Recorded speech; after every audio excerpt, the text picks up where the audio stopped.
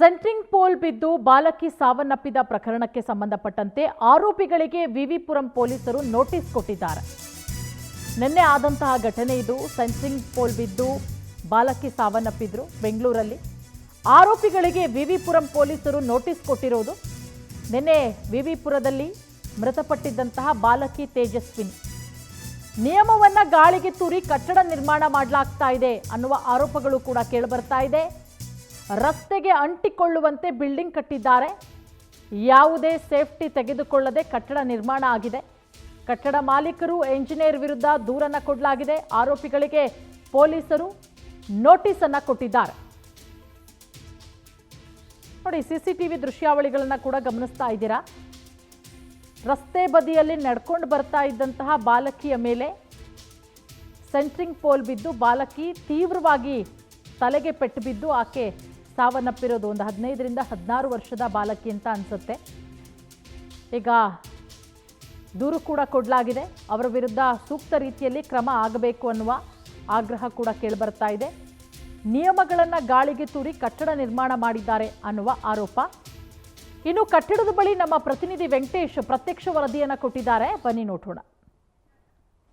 ನಿರ್ಮಾಣ ಹಂತದ ಕಟ್ಟಡದ ಸೆಂಟ್ರಿಂಗ್ ಮರ ಕುಸಿದು ವಿದ್ಯಾರ್ಥಿನಿ ಮೃತಪಟ್ಟಂತಹ ಘಟನೆ ವಿವಿಪುರಂನ ವ್ಯಾಪ್ತಿಯಲ್ಲಿ ಆಗಿರುವಂತಹದ್ದು. ಘಟನೆ ನಡೆದಂತಹ ಸ್ಥಳದಲ್ಲಿ ನಾವಿದ್ದೇವೆ. ಈ ಒಂದು ಬಿಲ್ಡಿಂಗ್ ದೃಶ್ಯಗಳಲ್ಲಿ ಕಾಣ್ತಾ ಇರುವಂತಹ ಒಂದು 5 ಅಂತಸ್ತಿನ ಕಟ್ಟಡ ಏನಿದೆ, ಈ ಒಂದು ಕಟ್ಟಡದ ಸೆಂಟ್ರಿಂಗ್ಗೆ ಬೆಳೆಸಿದ್ದಂತಹ ಮರ ಏನಿದೆ, ಆ ಒಂದು ಮರ ವಿದ್ಯಾರ್ಥಿನಿಯ ಮೇಲೆ ಬಿದ್ದಿರುವಂಥದ್ದು. ಪರಿಣಾಮ ಆಕೆ ಸ್ಥಳದಲ್ಲೇ ಮೃತಪಟ್ಟಿರುವಂಥದ್ದು. ತೇಜಸ್ವಿನಿ ಎನ್ನುವ 15 ವರ್ಷದ ಬಾಲಕಿ ಖಾಸಗಿ ಶಾಲೆಯಲ್ಲಿ ಓದ್ತಾ ಇದ್ರು. ನಿನ್ನೆ ಶಾಲೆಯನ್ನು ಮುಗಿಸಿಕೊಂಡು ಡ್ಯಾನ್ಸ್ ಅಕಾಡೆಮಿಯಲ್ಲಿ ಆಕೆ ತರಬೇತಿಯನ್ನು ಕೂಡ ಪಡಿತಾ ಇದ್ಲು. ಇದಾದ ಬಳಿಕ ಆಕೆ ಇದೇ ರಸ್ತೆಯಲ್ಲಿ ನಡೆದುಕೊಂಡು ಹೋಗುವಂತಹ ಸಂದರ್ಭದಲ್ಲಿ ಮೇಲಿಂದ ಮರ ಕೂಡ ಬಿದ್ದಿದೆ. ಬಿದ್ದಂಥ ರಭಸಕ್ಕೆ ಆಕೆ ಸ್ಥಳದಲ್ಲೇ ಮೃತಪಟ್ಟಿರುವಂಥದ್ದು. ಘಟನೆಗೆ ಸಂಬಂಧಪಟ್ಟಂತೆ ಇದುವರೆಗೂ ಕೂಡ ಕಟ್ಟಡದ ಮಾಲೀಕರಾಗಲಿ ಅಥವಾ ಇಂಜಿನಿಯರ್ ಆಗಿರಲಿ ಅಥವಾ ಇದಕ್ಕೆ ಉಸ್ತುವಾರಿಯನ್ನು ವಹಿಸಿಕೊಂಡಂತಹ ಕಾಂಟ್ರಾಕ್ಟರ್ಗಳಾಗಲಿ ಯಾರೂ ಕೂಡ ಇಲ್ಲಿಗೆ ಬರಲಿಲ್ಲ ಅಂತ ಹೇಳಿ ಮೃತ ಬಾಲಕಿಯ ಪೋಷಕರು ಕೂಡ ಆಕ್ರೋಶವನ್ನು ವ್ಯಕ್ತಪಡಿಸ್ತಾ ಇದ್ದಾರೆ. ಘಟನೆಗೆ ಸಂಬಂಧಪಟ್ಟಂತೆ ಈಗಾಗಲೇ ವಿವಿಪುರಂ ಪೊಲೀಸ್ ಠಾಣೆಯಲ್ಲಿ 4 ವಿರುದ್ಧ ಕೂಡ FIR ದಾಖಲಾಗಿದ್ದು ಎಲ್ರಿಗೂ ಕೂಡ ನೋಟಿಸ್ ನೀಡಲಾಗಿದೆ ಅಂತ ಹೇಳ್ತಾ ಇರುವಂಥದ್ದು. ಅಂದರೆ ಈ ಒಂದು ಸೇಫ್ಟಿ ಮೆಜರನ್ನು ತೆಗೆದುಕೊಂಡು ಕಟ್ಟಡವನ್ನು ನಿರ್ಮಾಣ ಮಾಡಬೇಕಾಗಿತ್ತು.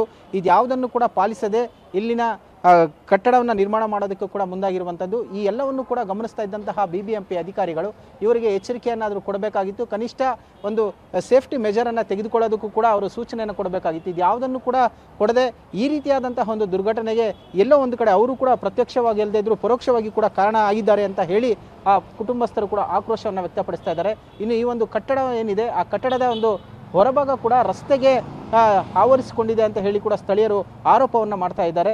ಇದಲ್ಲದೆ 5 ಅಂತಸ್ತಿನ ಈ ಒಂದು ಕಟ್ಟಡದ ಈಗಾಗಲೇ ಏನು ದೃಶ್ಯಗಳಲ್ಲಿ ಕಾಣ್ತಾ ಇದೆ, ಇನ್ನೂ ಕೂಡ ಅದು ಸೆಂಟ್ರಿಂಗ್ಗೆ ಬಳಸಿರುವಂತಹ ಶೀಟ್ ಏನಿದೆ ಮತ್ತು ಮರ ಏನಿದೆ ಅದನ್ನು ಕೂಡ ತೆರವು ಮಾಡಲಿಲ್ಲ.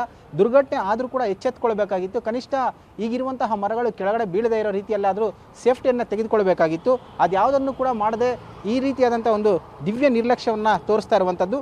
ಇನ್ನು ಈ ಒಂದು ಮರ ಏನಿದೆ, ಇದೇ ಒಂದು ಮರ ವಿದ್ಯಾರ್ಥಿನಿಯ ತಲೆಯ ಮೇಲೆ ಬಿದ್ದು ಮೃತಪಟ್ಟಿರುವಂಥದ್ದು. ಈ ಮರವನ್ನು ಕೂಡ ಮಜರ್ ಮಾಡಬೇಕಾಗುತ್ತೆ ಪೊಲೀಸ್ನವರು. ಹಾಗಾಗಿ ಇಲ್ಲೇ ಕೂಡ ಮರವನ್ನು ಇಟ್ಟಿದ್ದಾರೆ. ಘಟನೆಗೆ ಸಂಬಂಧಪಟ್ಟಂತೆ ಏನು ಮೃತ ಬಾಲಕಿಯ ದೇಹ ಏನಿದೆ ಅದು ವಿಕ್ಟೋರಿಯಾ ಆಸ್ಪತ್ರೆಯಲ್ಲಿ ಮರಣೋತ್ತರ ಪರೀಕ್ಷೆಗೆ ರವಾನೆ ಮಾಡಿದ್ದಾರೆ. ಅವರ ಕುಟುಂಬಸ್ಥರು ಕೂಡ ಆಕ್ರೋಶವನ್ನು ವ್ಯಕ್ತಪಡಿಸ್ತಾ ಇದ್ದಾರೆ. ಘಟನೆ ಇಷ್ಟಾದರೂ ಕೂಡ ಇದುವರೆಗೂ ಕೂಡ ಬಂದು ನಮ್ಮನ್ನು ಯಾರೂ ಕೂಡ ಸಂಪರ್ಕ ಮಾಡಲಿಲ್ಲ. ಬಡವರ ಮನೆ ಮಕ್ಕಳಂದರೆ ಅವರಿಗೆ ಇಷ್ಟು ಅಸಡ್ಡೆ ಯಾಕೆ? ಅಂದರೆ ದೊಡ್ಡವರ ಮನೆ ಮಕ್ಕಳಾಗಿದ್ದರೆ ಬಿಡ್ತಿದ್ರ? ಇಂತಹವರ ವಿರುದ್ಧ ಸೂಕ್ತವಾದಂಥ ಕ್ರಮವನ್ನು ತೆಗೆದುಕೊಳ್ಬೇಕು. ನಮ್ಮ ಮಗುವಿನ ಏನು ಒಂದು ಸಾವಾಗಿದೆ, ಅದಕ್ಕೆ ಸೂಕ್ತ ನ್ಯಾಯವನ್ನು ಕೂಡ ಒದಗಿಸಬೇಕು.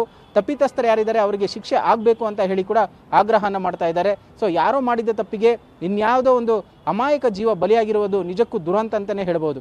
ಕ್ಯಾಮರಾ ಪರ್ಸನ್ ಜಯರಾಮ್ ಜೊತೆ ವೆಂಕಟೇಶ್, ಪವರ್ ಟಿವಿ, ಬೆಂಗಳೂರು.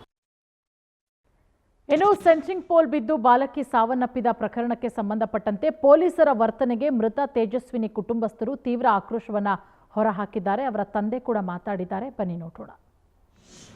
ಅವ್ರು ಏನು ಹೇಳ್ತಿದ್ದಾರೆ ಅಂದರೆ ಏನು ಇದೇ ಮಾಡ್ತಿಲ್ಲ. ಬೆಳಿಗ್ಗೆ ಬರ್ರಿ ಅಂತ ಹೇಳಿದ್ರು, ಆಮೇಲೆ ಏನು ಕರೆಸ್ತೀವಿ ಅಂತ ಹೇಳಿದ್ರು, ಏನೊಂದು ರೆಸ್ಪಾನ್ಸ್ ಮಾಡ್ತಾ ಇಲ್ಲ. ಯಾಕಂದರೆ ಮಗು ಹಿಂಗೆ ಆಗೈತೆ ಅಂತ ನಾವು ನಮ್ಮ ದುಃಖದಲ್ಲಿ ನಾನು ಮಾತಾಡೋಕ್ಕೂ ಆಯ್ತಾ ಇಲ್ಲ. ಈ ಪರಿಸ್ಥಿತಿಯಲ್ಲಿ ನಮ್ಮ ಮಂದಿರ ಎಲ್ಲ ನಿಂತ್ಕೊಂಡು ಮಾಡ್ತಾವ್ರೆ. ನನ್ನ ಮಗುಗೆ ಆಗಿದ್ದು ಬೇರೆ ಯಾರಿಗೂ ಆಗೋದು ಬೇಡ ಸರ್. ದಯವಿಟ್ಟು ಮಾಧ್ಯಮದವ್ರು ನ್ಯಾಯ ಕೊಡಿಸಿ ಸರ್, ಅಷ್ಟೇ ಕೇಳೋದು. ಪೊಲೀಸವ್ರ ಮುಖಾಂತರ ಪೊಲೀಸ್ ನಂಬಿಕೆನಕ್ಕೆ ಹೋಗೋ ಪರಿಸ್ಥಿತಿ ಇದೆ ಸರ್. ದಯವಿಟ್ಟು ನೀವು ಸಹಾಯ ಮಾಡ್ಬೇಕು ಸರ್ ನನ್ನ ಮಗಳಿಗೆ. ಇಷ್ಟೇ ಸರ್ ಕೇಳೋದು. ನನ್ನ ಮಗಳಿಗಾಗಿದ್ದ ಪರಿಸ್ಥಿತಿ ಯಾರಿಗೂ ಆಗೋದು ಬೇಡ ಸರ್.